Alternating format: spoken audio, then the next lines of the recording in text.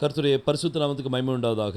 परमेश्वर के पवित्र नाम की महिमा हो। அடுத்தது நம்ம ப்ரிஃபிக்ஸும் சஃபிக்ஸும் மட்டும் பார்க்க போறோம். अगला हम प्रीफिक्स और सफिक्स सिर्फ देखेंगे। நம்ம ஏற்கனவே பார்த்தோம், हमने पहले ही देखा था, ஒரு வார்த்தைக்கு ப்ரிஃபிக்ஸ் வரலாம். एक शब्द के लिए प्रीफिक्स आ सकता है, அதாவது ஹீப்ரு வார்த்தையோடு கூட ப்ரிஃபிக்ஸ் வரலாம். एक हिब्रू शब्द के साथ प्रीफिक्स आ सकता है, ஹீப்ரு வார்த்தையோடு கூட சஃபிக்ஸ் வரலாம். हिब्रू शब्द के साथ सफिक्स भी आ सकता है। அடுத்தது ஹீப்ரு வார்த்தை கூட ப்ரிஃபிக்ஸ் சஃபிக்ஸ் ரெண்டும் வரலாம். और एक है हिब्रू शब्द के साथ प्रीफिक्स और सफिक्स दोनों आ सकता है। இன்னொரு இதுல ஹீப்ரு வார்த்தை இருக்காது, एक में हिब्रू शब्द नहीं रहेगा, ஆனா ப்ரிஃபிக்ஸ் சஃபிக்ஸ் ரெண்டு மட்டும் இருக்கும். पर प्रीफिक्स और सफिक्स वो रहेंगे। இன்னைக்கு அதை பற்றி தான் நம்ம பார்க்க போறோம். आज हम उसी के बारे में देखेंगे। பாருங்க, ஒரு உதாரணத்தை பார்க்கலாம். एक उदाहरण के बारे में देखेंगे। நான் லீ அப்படிங்கிற உதாரணத்தை எடுக்க போறேன். ली, ये उदाहरण को हम लेंगे। அதுல ரெண்டு எழுத்து இருக்குது. उसमें दो अक्षर है, ஒன்னு லேமட், एक है लैमेड அடுத்தது யோத். और दूसरा है योद। இந்த லேமட் வந்து என்னது? ये लैमेड क्या, அது வந்து சஃபிக்ஸ். वो है सफिक्स। யோத் வந்து என்னது? योद क्या है? யோத் வந்து ப்ரிஃபிக்ஸ். योद है प्रीफिक्स। இப்போ லேமட் வந்து சஃபிக்ஸா இருக்கும்போது तो लैमेड ये सफिक्स जब है, அதுக்கு மீனிங் என்ன வரும்? उसका क्या अर्थ है? அதுக்கு மீனிங் இங்கிலீஷ்ல டூண்ட் வரும். उसका अर्थ इंग्लिश में टू ऐसा कहते हैं। இப்போ யோதுக்கு என்ன வரும்? योद को क्या है? யோதுக்கு மீ அப்படின்னு சொல்லி வரும் இங்கிலீஷ்ல.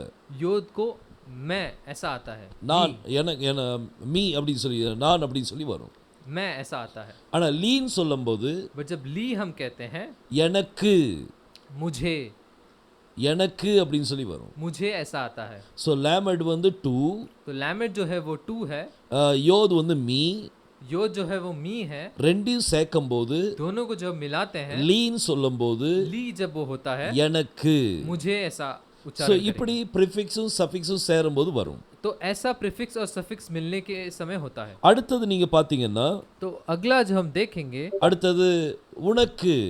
तुझे, உனக்குன்னு சொல்றதுக்கு तुझे जब हम कहते हैं, அது ஆண்பால்ல சொல்றேன்னு வைங்களேன். उसे अगर पुल्लिंग में जब हम कहते हैं, ஒரு சகோதரனை பார்த்து நீங்க பேசும்போது एक भाई को जब हम बोलते हैं, லேகா, लेखा, அதுல லேமட் தனியா, காஃப் சோஃபித் தனியா. उसमें लैमेड अलग और काफ सोफित अलग। லேமட் வந்து என்னது? लैमेड क्या है? அதுதான் டூ. वही है टू। காஃப் சோஃபித் என்னது? काफ सोफित क्या है? அது ஆண்பால்ல உனக்கு, அது யூ அப்படிங்கறது இண்டிகேட் பண்ணும். वो पुल्लिंग में आप ऐसा इंडिकेट करता है। ஸோ லேகா அப்படின்னு சொல்லி வரும்போது लेखा जब आता है, உனக்கு அப்படின்னு சொல்லி வரும். तुझे ऐसा होता है। அதே இது பெண்பால்ல வரும்போது वही जब स्त्रीलिंग में आता है, அது லேகான்னு வராது, वो लेखा नहीं, அது லாக்ன்னு வரும். वो लाख करके आएगा। கடைசி உள்ள காஃப் சோஃபித் வந்து आखिरी का जो काफ सोफित है, அதை இக்குன்னு சொல்லி உச்சரிக்கணும். उसे इक ऐसा उच्चारण करना है। லேமட் வந்து ப்ரிஃபிக்ஸ், लैमेड जो है वो प्रीफिक्स है, காஃப் சோஃபித் வந்து சஃபிக்ஸ். काफ सोफित वो सफिक्स है। இந்த ரெண்டையும் சேர்க்கும்போது ये दोनों को जब हम जोड़ते हैं, டு யூ, टू यू ऐसा होता है। லாக்ன்னு சொல்லும்போது உனக்கு. लाख बोलेंगे तो तुझे, ஆனா இது வந்து ஒரு சகோதரியை பார்த்து நீங்க சொல்றீங்க, पर ये एक बहन को देखकर हम कहते हैं, அப்பதான் நீங்க அவங்கள லாக்ன்னு சொல்ல முடியும். तभी उन्हें हम लाख ऐसा कह सकते हैं। இந்த gift யாருக்கு? ये तोहफा किसके लिए है? லாக், लाख, உனக்கு. तुझे। ஸோ இப்படி நம்ம ஒரு சகோதரியை பார்த்து நீங்க சொல்லலாம். तो ऐसा हम एक बहन को देखकर कह सकते हैं। அது மூணாவது நபரை பற்றி பேசும்போது वही जब तीसरे एक व्यक्ति के बारे में जब बोलते हैं, ஆண்பால்ல வருதுன்னு வைங்க, अगर वो पुल्लिंग में आता है, அவனுக்கு. उसे, அது ஒரு சகோதரனை பார்த்து சொல்றீங்க, एक भाई को देखकर हम जब कहते हैं, அவனுக்கு. उसे, அப்ப அதை நீங்க எப்படி எழுதுவீங்க? तो उसे आप कैसे लिखेंगे? ப்ரிஃபிக்ஸ்ல லேமட், प्रीफिक्स में लैमेड, சஃபிக்ஸ்ல வந்து ஓ. सफिक्स में ओ। ஸோ ரெண்டையும் சேர்த்தீங்கன்னா லோ. दोनों को जब मिलाते हैं उसे लो कहेंगे। லோன்னு அர்த்தம் என்ன? लो का क्या अर्थ है? ஒரு சகோதரனுக்கு, एक भाई को, ஒரு சகோதரனுக்கு அப்படின்னு சொல்லி வரும். एक भाई को ऐसा आएगा। ஒரு சகோதரன் இண்டிகேட் பண்ணி एक भाई को हम दिखाकर அவனுக்கு அப்படின்னு சொல்றீங்க. उनको ऐसा हम कहते हैं, ஸோ அதுதான் லோ. वही है लो। இப்போ பெண்பால்ல சொல்லும்போது वैसे ही हम स्त्रीलिंग में जब देखते हैं, அதை வந்து லா அப்படின்னு சொல்லி சொல்லணும். उसे ला ऐसा हम उच्चारण करेंगे। ஒரு சகோதரிக்கு அப்படின்னு சொல்றதுக்கு, एक बहन को ऐसा कहने के लिए, அவளுக்கு அப்படின்னு சொல்றதுக்கு एक बहन को कहने के लिए லாஹ் அப்படின்னு சொல்லணும். लाख ऐसा कहेंगे। லான்னு சொல்லும்போது लाख जब हम कहते हैं, அந்த சகோதரிக்கு. उस बहन के लिए। யாராவது உங்ககிட்ட கேக்குறாங்க, कोई आपसे पूछता है, இந்த gift யாருக்கு? ये तोहफा किसके लिए है? லாஹ்.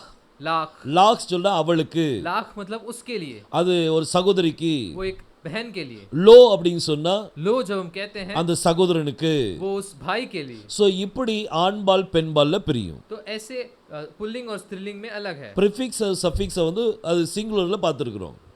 प्रीफिक्स और सफिक्स एक वचन में देखा है।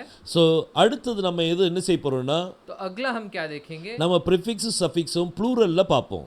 प्रीफिक्स और सफिक्स अनेक वचन में देखेंगे। சோ இது நீங்க நல்லா தியானிங்க. तो आप इसे अच्छा ध्यान कीजिए। நிறைய ப்ரிஃபிக்ஸ்லாம் நம்ம படிச்சிருக்கிறோம். बहुत सारे प्रीफिक्स हमने पढ़ा है। லாமெட் படிச்சிருக்கிறோம், लैमेट देखा है, வேற பெத் படிச்சிருக்கிறோம், बेथ पढ़ा है, காஃப் படிச்சிருக்கிறோம், काफ पढ़ा है, மெம் படிச்சிருக்கிறோம். मेम पढ़ा है। இது எல்லாம் இதுல போட்டு போட்டு பாருங்க. इन सभी को इसमें डाल के देखिए, அப்போ உங்களுக்கு மீனிங் வரும். तो आपको अर्थ समझेगा। சோ கர்த்தர் உங்களை ஆசீர்வதிப்பாராக. तो परमेश्वर आपको आशीष करे। நல்லா புரிஞ்சிருக்கும்னு நினைக்கிறேன். अच्छे से आपको समझा होगा, ऐसा मैं विश्वास करता हूँ। நல்லா தியானிச்சு படிங்க. अच्छा ध्यान करके पढ़िए, போக போக உங்களுக்கு ரொம்ப இன்ட்ரெஸ்டிங்கா இருக்கும். आगे जाते जाते और इंटरेस्टिंग होगा। கர்த்தர் உங்களை ஆசீர்வதிப்பாராக. परमेश्वर आपको आशीष करे। ஆமென். आमीन।